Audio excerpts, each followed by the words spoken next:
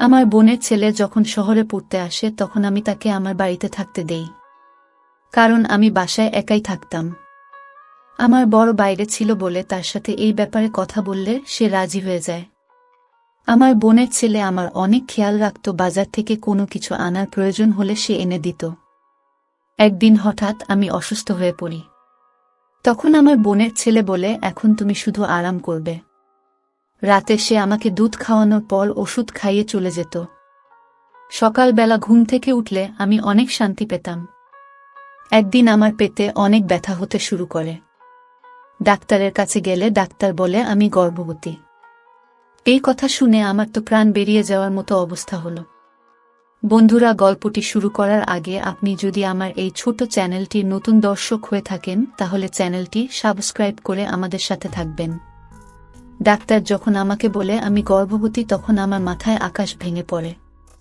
আমি আশ্চর্য হয়ে ডাক্তারের মুখের দিকে তাকিয়ে থাকি। তিনি আমাকে এমন একটা কথা বলেছিলেন, সেটা শোনার পর আমার চিন্তাভাবনা করার ক্ষমতা হারিয়ে গেছিল। আমার মনে হচ্ছিল আমার উপর পাহাড় ভেঙে পড়েছে, এটা কি করে সম্ভব? আমি এটা মেনে নিতে পারছিলাম না। আমি ডাক্তারকে বলি, নিশ্চয়ই আপনার কোথাও ভুল হচ্ছে, আমার শুধু পেটে ব্যথা করত। সে আমাকে দেখে হাসতে থাকে। সে আমাকে রিপোর্ট দেখায়, আমাকে বলে, বিগত 3 বছর ধরে তুমি আমার কাছে এই জন্যই তো চিকিৎসা করছো। অবশেষে ভগবান যখন তোমাকে খুশির খবর শুনিয়ে দিল, তখন তো তোমার ভগবানকে ধন্যবাদ দেওয়া উচিত। আমি আমার রিপোর্ট দেখে চমকে যাই। আমি কখনো ভাবতে পারিনি আমার জীবনে কখনো এরকম ভয়ঙ্কর ঘটনা ঘটবে। আমি তো এই কথা শুনে ঘাবড়ে যাই। আমার বিয়ের 5 বছর হতে চলল, আর আমার বর কাজের সূত্রে বাইরে থাকে। কয়েক বছরে শুধুমাত্র 10 দিনের জন্য দেশে আসে। আর আমি চাইতাম সেই সময় আমার ইচ্ছা যাতে পূরণ হয়ে যায়, যাতে আমার মন বাচ্চার উপরে থাকে, তাকে নিয়ে যাতে আমি দিন কাটাতে পারি। কিন্তু প্রত্যেকবার আমি দুঃখ পেতাম। এখন তো সে বিদেশে ছিল। আমি ডাক্তারকে কিছু বলিনি। নিজের রিপোর্ট নিয়ে ধীরে ধীরে বাইরে চলে আসি। আমার মাথা কাজ করা বন্ধ করে দিয়েছিল। এটা কি করে হতে পারে? আমি গর্ভবতী। আমার বাড়ি ক্লিনিকের একটা গলির পরেই ছিল, কিন্তু আমার পা এত ভারী মনে হচ্ছিল যেন আমার কাছে অনেক ভারী কিছু চাপানো আছে। বাড়িতে আমরা শুধু দুজনই থাকতাম, আর কেউ থাকতো না। এক আমি, আর দ্বিতীয়ত ফাহিম আমার মাথা কাজ করা বন্ধ করে দেয়। ফাহিম আমার নিজের বোনের ছেলে ছিল, আমার নিজের বড় দিদির ছেলে। তার ব্যাপারে উল্টোপাল্টা কিছু চিন্তা করতে পারছিলাম না। আমি তখনই সামনে নিজের বাড়ির গেট দেখে আমি চমকে উঠি। আমার মনে হচ্ছিল ক্লিনিক থেকে বাড়ি পর্যন্ত কোনো প্রাণহীন লাশকে ধাক্কা দিয়ে এত দূর নিয়ে এসেছে। আমার গলা এমনভাবে শুকিয়ে গেছিল যে আমার নিঃশ্বাস নিতে পর্যন্ত কষ্ট হচ্ছিল। আমি দরজায় বেল বাজাই, তখনই ফাহিম এসে দরজা খুলে দেয়। আমি বাড়ির ভিতরে চলে যাই। আমাকে দেখে ফাহিম হাসতে থাকে। আমি ঘরে যেতেই সে বলে, মাসি, আজ তুমি এত দেরি করে এলে। আমি তোমার জন্য অনেক অপেক্ষা করেছি। তারপর আমি আর খিদে সহ্য করতে না পেরে খেয়ে নিয়েছি। তোমার জন্য খাবার নিয়ে আসি। সে আমার বড় দিদির ছেলে, যে চাকরির সূত্রে শহরে চলে এসেছিল, আর বিগত কিছু মাস ধরে সে আমার সাথে থাকছে। আমার স্বামীরও এ ব্যাপারে কোনো আপত্তি ছিল না। ফাহিমের ব্যাপারে সে সবকিছু জানত। তাছাড়া সে অনেক খুশি ছিল। সে আমায় খুব একটা চিন্তা করত না, ফাহিম ছিল বলে। ফাহিম বলল, মাসি, তোমার কি হয়েছে? ফাহিমের কথা শুনে আমি চমকে যাই। আমি বললাম, কিছু না, আমার খিদে নেই, মাথায় ব্যথা করছে, আমি নিজের ঘরে যাচ্ছি। এই কথা বলে আমি ঘরে চলে গেলাম। আমি রিপোর্ট টেবিলে রেখে নিজের নিষ্প্রাণ শরীর নিয়ে বসে থাকি। আমার চিন্তাশক্তি শেষ হয়ে গেছিল। ফাহিম আমার নিজের বন্ধু ছিল, আমার দিদির ছেলে। আমি তার ব্যাপারে এমন কিছু ভাবতে পারছিলাম না। আমি ভাই বোনদের মধ্যে সব থেকে ছোট ছিলাম, আর দিদি সব থেকে বড়। দিদির যখন বিয়ে হয় আমার বয়স তখন 9 বছর ছিল, আর যখন ফাহিমের জন্ম হয় তখন আমার বয়স ছিল 11 বছর। আমার বড় দিদির বাড়িতে অনেক নিয়ম ছিল, তাদের করা হুকুম ছিল। তাহলে সব হুকুম ফাহিম মেনে চলত। তাকে সবাই পছন্দ করত। কিন্তু আমার কাছে যে রিপোর্ট ছিল তাতে আমার সন্দেহ ফাহিমের উপরে হচ্ছিল। আমি আর ফাহিম ছাড়া বাড়িতে আর কোনো তৃতীয় ব্যক্তি থাকত না যার উপর আমার সন্দেহ হবে। আমি মাথায় হাত দিয়ে চুপ করে বসেছিলাম। আমার মনে পড়ে কিছুদিন ধরে ফাহিম আমায় দুধের সাথে ওষুধ খেতে দিত, যেটা খেয়ে আমি গভীর ঘুমে আচ্ছন্ন হয়ে যেতাম। সকালে যখন আমি উঠতাম তখন অনেক আরাম লাগত। সে কি তাহলে আমাকে ঘুমের ওষুধ খাওয়াতো আর আমার ঘুমিয়ে পড়ার পর কিছু করত। ফোঁটা ফোঁটা জল আমার চোখ থেকে পড়তে থাকে। আমার একরকম অস্বস্তি হতে শুরু করে। সত্যিকারের সম্পর্কে কি মানুষ এমন করতে পারে? নিজস্ব শারীরিক চাহিদা মেটানোর জন্য মানুষ এমন করতে পারে? আমি তার মাসি ছিলাম, তার নিজের মায়ের বোন, মানে তার মায়েরই মতন। সে আমার কাছে ছেলের মতোই ছিল। আমি তার সামনে কোনো পর্দা করতাম না।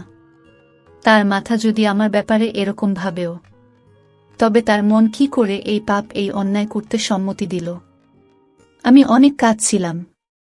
আমি যে কি ভয়ঙ্কর যন্ত্রণা সহ্য করেছি তা হয়তো কেউ বুঝতেও পারবে না।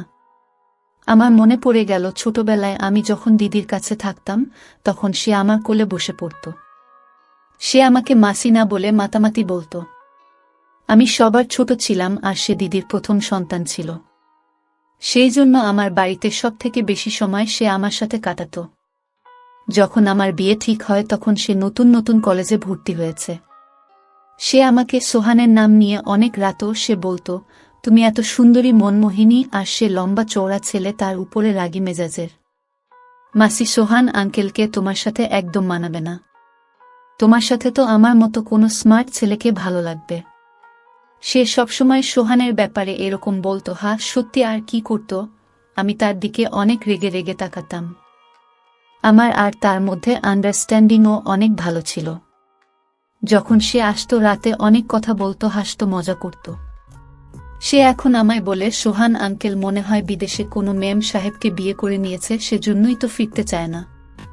আমি তার দিকে রেগে রেগে তাকাতাম আর হাসতাম।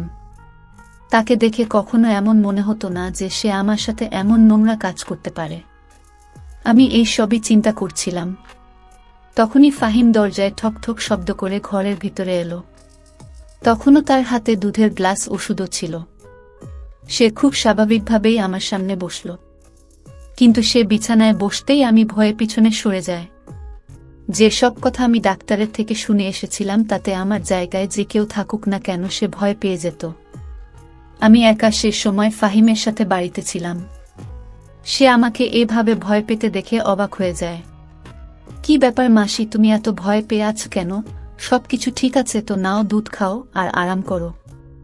ফাহিম আমার দিকে গ্লাসটা এগিয়ে দেয়। আমি তার কাছ থেকে গ্লাস নিয়ে পাশে রেখে দিই। তাকে বলি, যাও এখান থেকে, আমার ঘুম পাচ্ছে। কারণ আমি জানতাম সে এখন আমার পাশে বসে তার অফিসের গল্প বলবে। যতক্ষণ না আমি গভীর ঘুমে ঘুমিয়ে পড়ি সেখান থেকে উঠবে না। আমার এরকম কথা শুনে সে ঘাবড়ে যায় আর একটু অবাক হয়ে যায়। কি ব্যাপার মাসি, তোমার শরীর ঠিক আছে তো?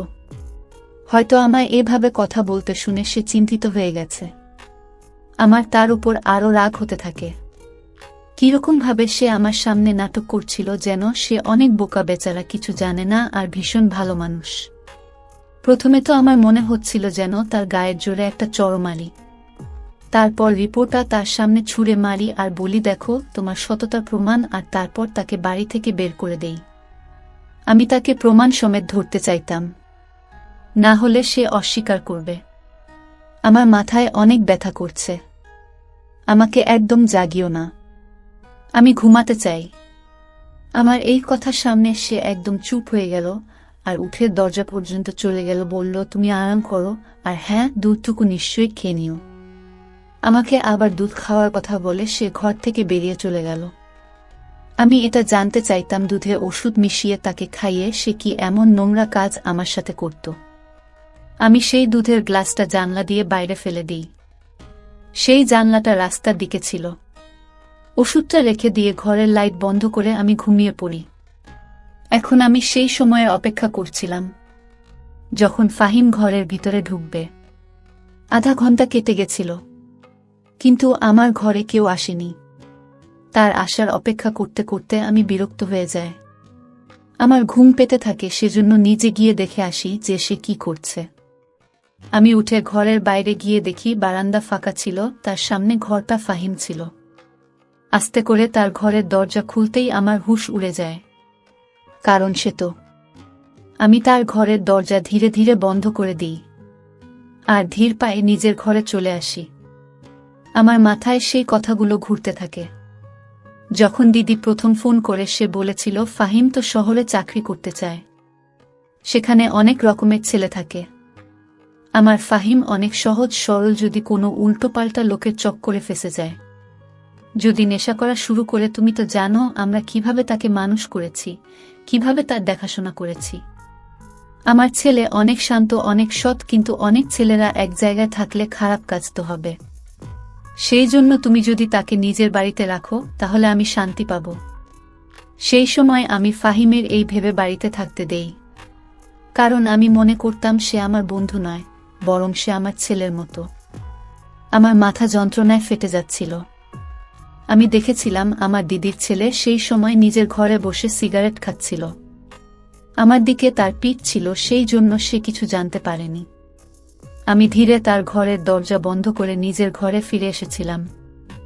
আমি ফুল নিশ্চিত ছিলাম যে সে নিশ্চয়ই নেশার সিগারেট খাচ্ছিল। আমি কিছু বুঝতে পারছিলাম না যে কি করব আর কি করা উচিত। আমি কি করে নিজের দিদিকে সেভাবে এই ব্যাপারগুলো বলবো? আমার দিদি একজন হার্টের রোগী ছিল। যদি সে জানতে পারে যে ফাহিম আমার সাথে কি করছে, এটা শোনার সাথে সাথেই হয়তো মারা যাবে। আমি ভেবেছিলাম যে সকাল হলেই আমি ফাহিমকে বলবো সে যেন নিজের থাকার বন্দোবস্ত করে নেয়। আমি তাকে নিজের বাড়িতে আর রাখতে পারবো না। আমি নিজের ঘর বন্ধ করে দিয়ে শুয়ে পড়ি। সকালে আমার দরজা জুড়ে জুড়ে ধাক্কানো হচ্ছিল। আমি উঠে দরজা খুলি তখন দেখি ফাহিম আমার দিকে অনেক রেগে তাকিয়ে আছে। দরজা কেন বন্ধ করেছিলে তুমি? শেষে আমাকে অনেক জোরে জিজ্ঞাসা করে। সে কি যে আমাকে এভাবে জিজ্ঞাসা করবে তার হয়তো সমস্যা হচ্ছিল, এজন্য যে আমি তার রাস্তা বন্ধ করে দিয়েছিলাম। সে যে অন্যায় আমার সাথে করছিল, হয়তো তার চাহিদা পূরণ না হওয়ার কারণে সেইভাবে আমার সাথে কথা বলছিল। আমি তাকে জিজ্ঞাসা করি, তুমি কেহ আমাকে এরকমভাবে প্রশ্ন করার? আমার এত জোর গলার আওয়াজ শুনে সেও একটু অবাক হয়ে গেল। তখন সে নরম গলায় বলে, মাসি, রাতে তোমার শরীর ঠিক ছিল না, তাই আমার চিন্তা হচ্ছিল। আমি কখন থেকে দরজার সামনে এসে তোমাকে ডাকছিলাম, কিন্তু যখন তুমি কোনো উত্তর দিচ্ছিলে না তখন আমার চিন্তা হতে শুরু করে যে না জানি তুমি বেহুশ হয়ে যাওনি। সেই জন্য আমি দরজা খোলার চেষ্টা করি, কিন্তু দরজা বন্ধ ছিল। সেই জন্য আমি চিন্তিত হয়ে যাই। তুমি দয়া করে দরজা লক করো না। তার মিথ্যে নাটক আর আমার জন্য মিথ্যে চিন্তা করা দেখে আমার ভীষণ রাগ হচ্ছিল। আমি কড়াভাবে বলি, তোমাকে আমার জন্য চিন্তা করার কোনো দরকার নেই। এরপর নিজের ঘর থেকে বাইরে চলে যায়। নিজের জন্য জলখাবার বানিয়ে খেয়ে পাশেই এক বান্ধবীর বাড়িতে চলে যায়। আমার পাশের বাড়িতেও আমার বয়সী একজন মেয়ে থাকত, সে বিবাহিত ছিল। যখনই আমার বর দেশের বাইরে যেত তখন সে আমার খেয়াল রাখত। আমার তার বন্ধুত্ব অনেক ভালো ছিল। তার বর আমাকে নিজের বোনের মতো দেখত। যখনই সে বাজারে যেত তখনই আমাকে জিজ্ঞাসা করত, বোন, তোমার জন্য কিছু কিনতে হবে, যদি কিছু আনতে হয় আমাকে বলো। আমি প্রায় তাকে বাজার থেকে জিনিস কিনতে দিতাম। যবে থেকে ফাহিম আসে তখন থেকে ফাহিম এসব কাজ করত। এখন আমার প্রতিবেশী সীমার সাথেই কাজ ছিল যে আমায় বর্জন করতে হবে। এই পাপ আমার জীবন থেকে শেষ করে দেওয়া ছাড়া আমার আর কোনো উপায় ছিল না। আমি এটাই বুঝতে পারছিলাম না যে আমি সীমাকে কি বলবো, না জানি সে আমার ব্যাপারে কি ভাববে। কিন্তু আমার কোনো না কোনো মহিলাকে তো দরকার ছিলই। আমাকে তো কাজটা করতেই হবে, কারণ দিদিকে যদি সত্যিটা বলি তবে সে মেনে নিতে পারবে না। যদি নিজের বরকে এসব কথা বলতাম তাহলে তো সে আমাকে আর কখনো নিজের বউ বলে মেনে নিত না। আমার সংসার বরবাদ হয়ে যেত। আমি যে কি জায়গায় ফেঁসে গেছিলাম তা শুধু একমাত্র আমি ভালো করে জানতাম। আমি একজন নতুন লেডি ডাক্তারের কাছে গিয়েছিলাম আর বলেছিলাম যে যদি আমার কাজ ঠিকভাবে করে দেয় তবে তাকে আমি ভালো টাকা দেব। সে মহিলা ডাক্তার রাজি হয়ে যায়, কিন্তু সেই রাতে আমার সাথে কিছুটা এরকম হয় যা দেখে আমি কেঁপে উঠি। আমি রাতে ফিরে ফাহিমকে বলি যে আমি তোমাকে আর নিজের বাড়িতে রাখতে চাই না। সেই জন্য সে যেন 1 সপ্তাহের মধ্যে নিজের থাকার ব্যবস্থা করে নেয়। আমার কথা শুনে সে অবাক হয়ে যায়। মাসি, তুমি এসব কি বলছো? আমি তোমাকে ছেড়ে কোথায় যাব? আমার কোনো ব্যাপার না, আমি কোথাও একটা থেকে যাব, কিন্তু মাসি তুমি একা কি করে থাকবে? ফাহিমের কথা শুনে আমার রাগ হতে শুরু করে। আমি বলি, তুমি আসার আগে আমি একাই থাকতাম। যত তাড়াতাড়ি সম্ভব নিজের জন্য থাকার জায়গা খুঁজে নাও। সে কোনো উত্তর দেয় না, কিন্তু তাকে দেখে চিন্তিত মনে হচ্ছিল। আমি নিজের ঘরে এসে শুয়ে পড়ি। এখন আমি নিজের ঘরের দরজা লক করে রাখতাম। কিছুক্ষণের মধ্যেই আমি ঘুমিয়ে পড়ি। তারপর আমার আর কিছু মনে ছিল না। রাতে যখন চোখ খুলে তখন মনে হচ্ছিল যে আমার পাশে কেউ শুয়ে আছে, কিন্তু আমার ঘরে অনেক অন্ধকার ছিল। এতটাই অন্ধকার ছিল যে আমি সেই মানুষটাকে দেখতে পাচ্ছিলাম না। শুধু এটা মনে হচ্ছিল যে আমার পাশে কেউ শুয়ে আছে। আমি অনেক ভয় পেয়ে গেছিলাম। আমি তাড়াহুড়ো করে কিছু বুঝতে না পেরে চিৎকার করতে থাকি। কিছুক্ষণের মধ্যেই আমার পাশে শুয়ে থাকা মানুষটা উঠে বসে। আমার বিছানা থেকে উঠে যাওয়ার আগেই সেই মানুষ নিজের হাত দিয়ে আমার মুখ চেপে ধরে। এখন তো আমি অনেক চমকে গিয়েছিলাম। আমি নিজেকে বাঁচানোর কোনো কথা চিন্তা করার আগে সে মানুষটা বিছানার পাশে থাকা ল্যাম্প অন করে দেয়। তাকে দেখে তো আমার হুঁশ হারিয়ে যায়। আমার সামনে আমার বর ছিল কখন বাড়ি আসে। সে আমাকে কিছু না জানিয়ে হঠাৎ চলে এসেছিল। সে হাসতে থাকে, বলে তোমাকে সারপ্রাইজ দেওয়ার ছিল। যখন আমি বাড়ি ফিরি তখন ফাহিম দরজা খুলে। সে জানতো আমি এখানে আছি। যখন আমি ঘরে আসি তখন ঘর লক ছিল। তুমি জানো, জানলা দিয়ে আমাকে ভিতরে আসতে হয়েছে। তুমি তো অদ্ভুত। এখানে কি এমন অচেনা ব্যক্তি আছে যে তুমি দরজা লক করেছ? তার কথায় আমি উত্তর দিতাম। সেই সময় আমি মন থেকে অনেক ভেঙে পড়েছিলাম।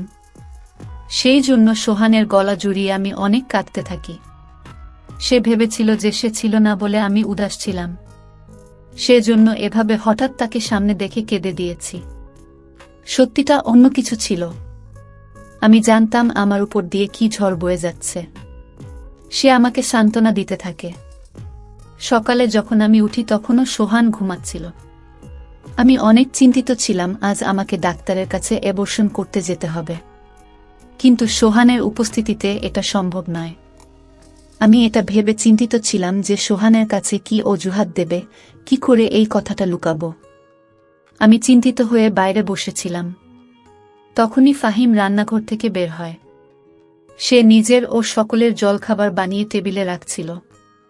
আমাকে দেখে হাসতে থাকে আর আমাকে জিজ্ঞাসা করে, মাসি মেসোকে এভাবে হঠাৎ দেখার সারপ্রাইজ পেয়ে কেমন লাগছে? আমার তাকে দেখে ঘৃণা হয়। আর তাকে জিজ্ঞাসা করি, তুমি এত নাটকীয় ব্যক্তি কেন? এত ভালো মানুষের অভিনয় কিভাবে করো? তুমি লজ্জা লাগে না তোমার? একদিকে মাসি বলে ডাকো আর অন্যদিকে। আমি এসব দেখে দেখে বিরক্ত হয়ে গেছিলাম। সেই জন্য কোনো কিছু ভাবনা চিন্তা না করেই মুখে যায় এসেছিল আমি বলে দিয়েছিলাম। সে এতটাই মিলছিল। সে তখন আমাকে অবাক হয়ে দেখছিল। আমাকে বলে, মাসি কি বলছো তুমি? আমি তোমার কথা কিছু বুঝতে পারছি না। আমি এমন কি করেছি যার জন্য তুমি আমার সাথে এভাবে কথা বলছো? ফাহিমের কথায় আমি তার দিকে অবাক হয়ে দেখি আর নিজের ঘরে চলে যায়। সোহান তখন ঘুমাচ্ছিল। আলমারি থেকে নিজের রিপোর্ট বের করি আর ঘরের বাইরে চলে আসি। সিহাব টেবিলের পাশে দাঁড়িয়েছিল। আমি সেই রিপোর্ট তার মুখের উপর ছুঁড়ে মারি আর তার মুখের সাথে ধাক্কা লেগে মাটিতে পড়ে যায়। বলি, এটা পড়ো আর নিজের নোংরা মুখ নিয়ে সোহান ওঠার আগে আমার বাড়ি থেকে বিদায় হয়ে যাও।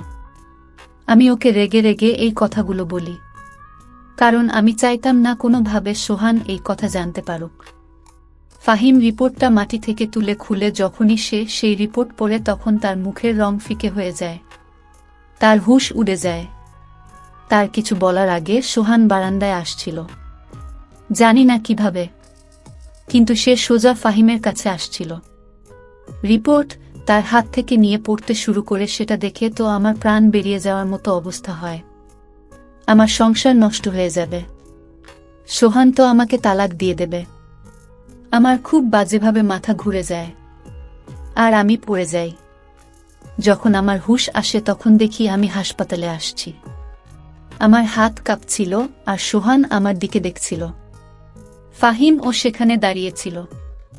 আমি সোহানকে দেখে কাঁদতে থাকি। আমি বলি, আমার কোনো দোষ নেই। ফাহিম আমাকে ঘুমের ওষুধ দিত। আমি কিছু জানি না। দোহাই, আমাকে তালাক দিও না। আমি তোমাকে অনেক ভালোবাসি, আমি তোমাকে ছাড়া বাঁচতে পারবো না। আমি বিছানায় শুয়ে তার হাত ধরে তার কাছ থেকে ক্ষমা চাইছিলাম। শেষে আমার হাত ধরে বললে, তুমি চিন্তা করো না, আমি তোমাকে ছাড়ব না। আমি আবার নতুন করে তোমার টেস্ট করিয়েছি, তুমি গর্ভবতী। হয়তো অন্য কারো রিপোর্ট তোমার রিপোর্টের সাথে বদলে গিয়েছিল।